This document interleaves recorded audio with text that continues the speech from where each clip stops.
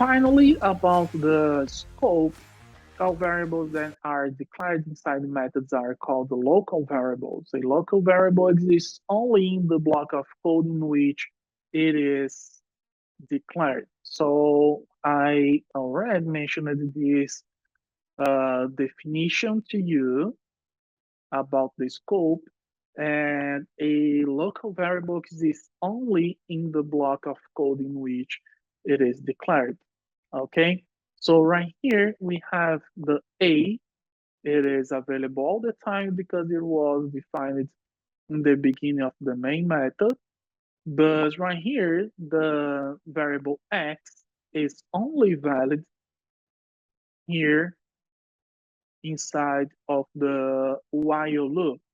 Outside of the while loop, there is no X variable. Okay, so you cannot declare two local variables with the same name in one code block. The programmer will not compile, but you can do this if the blocks of code where the variables are declared do not overlap. So here I already have an A and I cannot declare another variable named A. Okay. There is a special case for that. That is what we call the variable visibility. So a property that determines whether you can use a variable in various parts of a class, it depends on where the variable is declared. So if we declare a variable right here on the beginning of the class outside of any method, so the visibility of that variable, it will be on all the methods of the class. Again, if we declare a variable outside of any method, so that variable can be used and can be seen inside of all the methods. Okay, so right here we have a sum variable. We can use that, we can see that, but we cannot declare again. Okay, because it was already declared. We cannot do that. And right here we have the variable shadowing.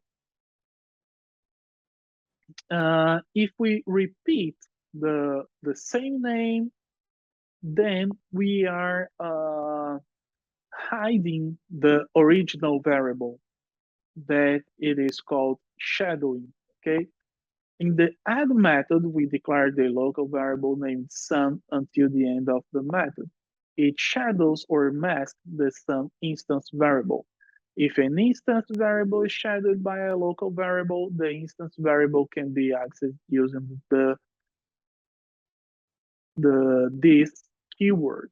Okay, so let's go into create our final class for today, the shadowing. Okay, the main method. And then we have the public int sum equals 5. And then right here, we have the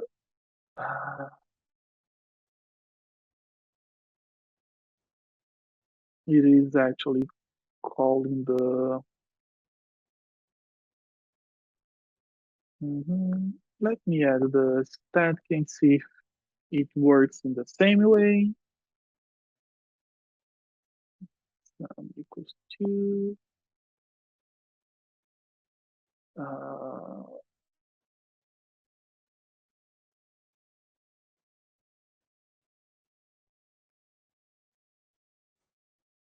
okay, so I will need to do something a little different.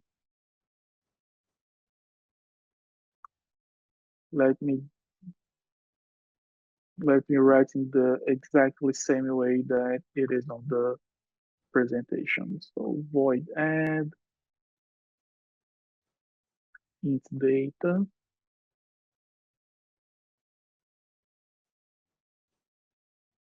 in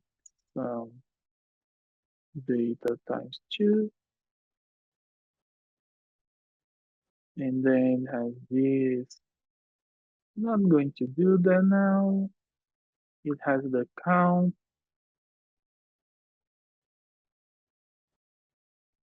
0, and count plus plus,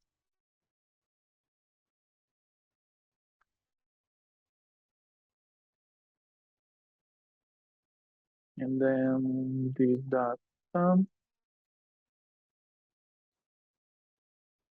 this sum plus data, this sum plus data. Okay. Um,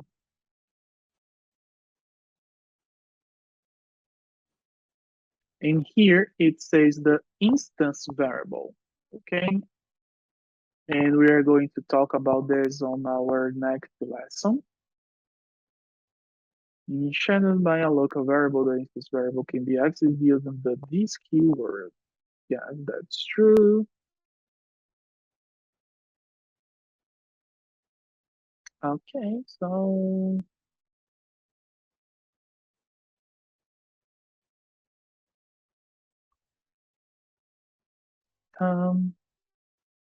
and then this dot sum.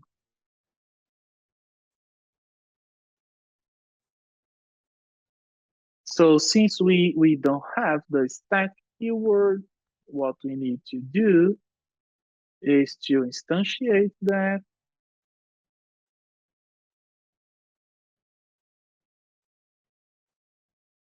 and add, let's say, 2. Okay. So you can see right here all the colors highlighting. They are different. So we have some on white, we have all the other variables on different colors because they are instance variables. And they should have different values. Okay, so right here we are adding 2. So we have the data times 2, we should get 4. And here we have the sum, which is 5 plus 2, so 7. Let's take a look.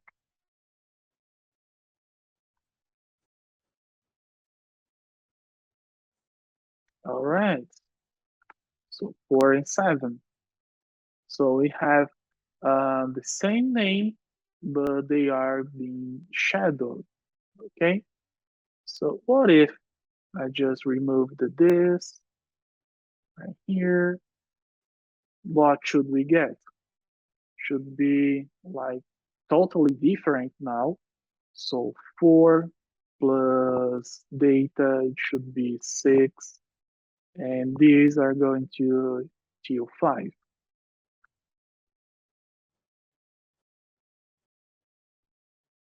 And that's it, 6 and 5. Okay, since we are shadowing the original sum variable, okay, and the IntelliJ says to us, so rename sum, which hides the field declared at line 5. It is hiding, okay? So if we want to refer to this field right here, we need to say this. Okay, and now that's